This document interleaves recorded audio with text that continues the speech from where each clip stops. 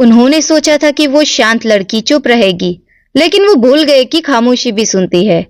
अगली सुबह माहौल बहुत भारी सा महसूस हो रहा था। आयु हमेशा की तरह लाइब्रेरी के कोने में बैठी थी, लेकिन पढ़ने की बजाय वो अपने लैपटॉप पर स्कूल के लेआउट को घूर रही थी। Cameras, hallway, administrative office. Remo dramatically Aayu के सामने वाली कुर्सी पर बैठ गया और बोला, मेरे पास 2 थियरीज है। आयु ने ऊपर नहीं देखा और कहा, दोनों गलत है। अरे कम से कम पहले सुन तो ले, रेमो ने कहा। आयु ने आहें भरी। ठीक है, बक तुझे जो भी बकना है। रेमो ने एक उंगली उठाई। थियरी नंबर 1, तू सीक्रेटली एक स्पाई है और ये स्कूल असल में एक गवर्नमेंट एक्सपेरिमेंट। आयु ने उसकी ओर देखा और बोली, बकवास। रेमो ने दूसरी उंगली उठाई। थियरी नंबर 2, कई पावरफुल लोगों को ये बिल्कुल पसंद नहीं आता कि दूसरे लोग चीजों का खुलासा करे। आयु रुकी और बोली, ये एकदम करेक्ट बोला तूने। रेमो प्राउडली पीछे झुक गया और बोला, देखा, मेरा दिमाग भी कभी कभी काम करता है। हाँ, कभी कभी, आयु ने जवाब दिया। रेमो आयु के लैपटॉप के और करीब झुक गया और बोला, तू कैमरा की मैपिंग कर रही है? हाँ, आयु ने कहा। लेकिन क्यों? रेमो ने पूछा। क्योंकि एडमिनिस्ट्रेशन से कोई मुझ पर नजर रख रहा है, आयु बोली। रेमो ने पलके झपकाई और बोला, ये तो आज का सबसे नॉर्मल सेंटेंस है। आयु ने मैप को जूम किया और कहा, कल 3 कैमराज ने अपना एंगल बदला। रेमो ने आंखें सिकोड़ी। तूने ये नोटिस किया? यस, आयु ने कहा। कैसे? रेमो ने पूछा। वो लोग काबिल नहीं है कि मेरी नजरों से बच पाए, आयु ने कहा। रेमो ने उसे घूर कर देखा और बोला, तुझसे मुझे कभी कभी डर लगता है। इसी बीच एडमिनिस्ट्रेशन बिल्डिंग के अंदर कल वाला सूट पहना हुआ आदमी फिर से फुटेज चेक कर रहा था। उसने शांत भाव से दूसरे स्टाफ मेंबर से बात की और बोला, उसके जैसे स्टूडेंट्स परेशानियां खड़ी करते हैं। एक स्टाफ मेंबर ने पूछा, क्या हमें मामले को आगे बढ़ाना चाहिए? उस आदमी ने धीरे से सिर हिलाया। हाँ बिल्कुल। वहीं दूसरी ओर लाइब्रेरी में रेमो टेबल पर अपनी उंगलियों से आवाज कर रहा था और बोला, तो प्लान क्या है मास्टरमाइंड? आयु ने कहा, हम सबूत इकट्ठा करना चालू करते हैं। किसके खिलाफ? रेमो ने पूछा। वही जो इस सिस्टम में हेराफेरी कर रहा है। रेमो ने आहें भरी। ये तो होमवर्क जैसा लग रहा है। लग रहा है नहीं, ये होमवर्क ही है, आयु ने कहा। रेमो ने ड्रामेटिकली आहें भरी। तुझे पता है, ज्यादातर टीनेजर्स को ऐसी प्रॉब्लम्स को इग्नोर करना ही सॉल्व करना होता है। हाँ, आयु ने कहा, इसीलिए बड़ों को ज्यादा प्रॉब्लम्स होती है। रेमो ने पलकें झपकाई और सोचने लगा, इसने तो पूरी इंसान की जात को रोस्ट कर दिया। तभी लाइब्रेरी में कदमों की आहट गूंजी। आयु और रेमो ने ऊपर देखा। रिया शर्मा वहां खड़ी थी, सस्पेंडेड स्टूडेंट, और टेक्निकली देखा जाए तो उसे अंदर आना भी अलाउड नहीं था। रेमो ने फुसफुसाते हुए कहा, वाह, अब तो मामला थोड़ा मजेदार होने वाला है। रिया शांत भाव से उसकी ओर बढ़ी और बोली, रिलैक्स, उसने कहा, मैं यहाँ लड़ने नहीं आई हूँ। रेमो ने अपनी बाहें मोड़ ली और बोला, आज का दूसरा सस्पिशियस मामला। रिया ने आयु की तरफ देखा। तूने मुझे एक्सपोज कर दिया। हाँ, किया तो है, आयु ने कहा। तूने मेरी रेपुटेशन की मदर सिस्टर कर दी। तूने खुद ही इसे बिगाड़ा है, आयु ने कहा। रेमो ने धीरे से तालियां बजाई। Savage but polite.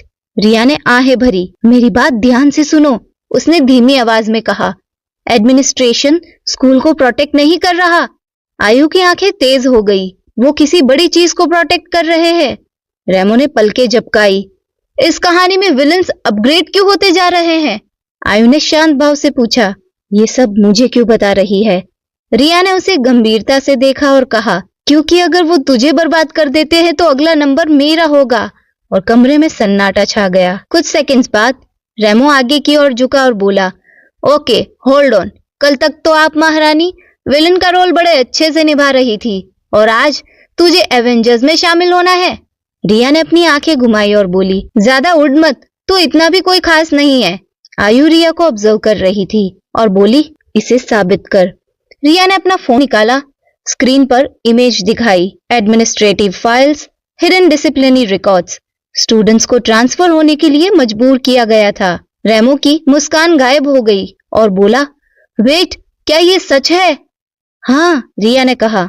आयु ने गौर से पैटर्न को देखा। स्टूडेंट्स जिन्होंने चीटिंग को लेकर रिपोर्ट की थी, स्टूडेंट्स जिन्होंने स्टाफ से सवाल पूछे थे, सब कुछ मिटा दिया गया। चुपचाप, सिस्टमैटिकली। आयु ने फुसफुसाते हुए कहा, वो सभी शिकायतों को मिटा रहे हैं। रेमो ने धीरे से सांस छोड़ी और बोला, ये मामला बहुत खतरनाक हो गया है। रेमो पीछे की ओर झुक गया। तो बेसिकली हम स्कूल माफिया से लड़ रहे हैं। रिया ने आहें भरी। क्या तू कार्टून की तरह बात करना बंद कर सकता है? नहीं, रेमो ने कहा, ये मेरे जिंदा रहने की रणनीति है। आयु ने शांत भाव से कहा, अनफॉर्चुनेटली ये काम करता है। ये सुन के रेमो 7वें आसमान पर पहुंच गया और बोला, देखा, साइलेंट बॉस भी सहमत है इस बात से। तो आयु ने लैपटॉप बंद कर दिया और कहा, हम अभी हमला नहीं करेंगे। रेमो ने भौहें चढ़ा ली और बोला, पर क्यों? क्योंकि अभी उनकी नजर हम पर है। आयु ने जवाब दिया। रिया ने सिर हिलाया और बोली, वो कैमरास और लॉगिन एक्सेस को ट्रैक करते हैं।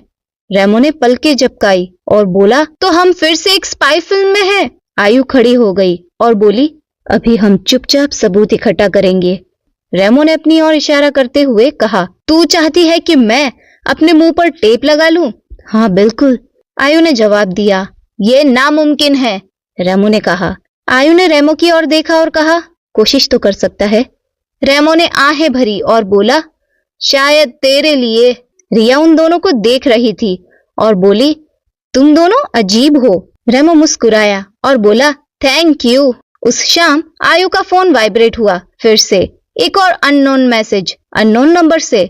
तुम जांच कर रही हो? आयु की आंखें सिकुड़ गई। एक और मैसेज दिखाई दिया, तुम जिस पर भरोसा कर रही हो उससे सावधान रहना। अटैच्ड फोटो अपलोड हुई। आयु झमसी गई। इससे कुछ चौंकाने वाली बात सामने आई। एक सिक्योरिटी लॉक। कल रात एडमिनिस्ट्रेशन ऑफिस में एक्सेस कार्ड का इस्तेमाल किया गया था। कार्ड पर नाम रिको हायासाकी। सिस्टम ने तो आयु को किसी पर भी भरोसा न करने की चेतावनी दी और अब सबूत उस एक व्यक्ति की ओर इशारा कर रहा था जो उसके काफी करीब था। क्या रेमो इसमें शामिल था या फिर कोई उन्हें अलग करने की कोशिश कर रहा था? इस सीरीज का आज का एपिसोड 13 यही खत्म होता है। और आज का एपिसोड आपको कैसा लगा ये कमेंट सेक्शन में जरूर बताएं और आने वाले नए एपिसोड्स के लिए सब्सक्राइब जरूर कर लें।